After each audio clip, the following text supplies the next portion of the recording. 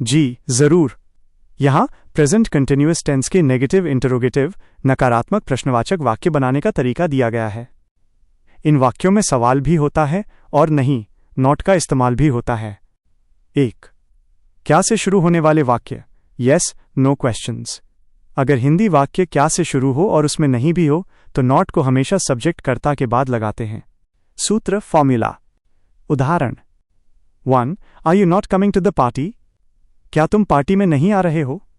2. Is she not eating food. क्या वो खाना नहीं खा रही है। 3. Are they not helping you.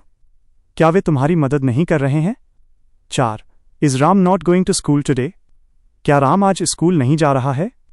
5. Am I not looking good. क्या मैं अच्छा नहीं लग रहा हूं। 2.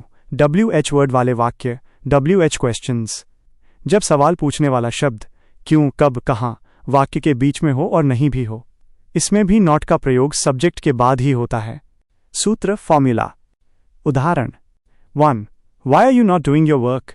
तुम अपना काम क्यों नहीं कर रहे हो। 2. Why is he not talking to me. वो मुझसे बात क्यों नहीं कर रहा है। 3. Where are they not searching. वे कहाँ तलाश नहीं कर रहे हैं। 4. Why is the child not sleeping. बच्चा क्यों नहीं सो रहा है। 5. Who is not listening to the teacher. शिक्षक की बात कौन नहीं सुन रहा है। एक जरूरी टिप नोट। बोलचाल की अंग्रेजी स्पोकन इंग्लिश में अक्सर इज नॉट को इजंट और आर नॉट को आरंट छोटा करके कॉन्ट्रैक्टेड फॉर्म वाक्य की शुरुआत में ही बोल दिया जाता है। Aunt you coming. क्या तुम नहीं आ रहे हो। Isn't she cooking. क्या वो नहीं पका रही है। लेकिन लिखते समय या ग्रामर सीखने के लिए सब्जेक्ट जोड़ नॉट जैसे आर यू नॉट वाला तरीका ज़्यादा बेहतर और औपचारिक फॉर्मल माना जाता है।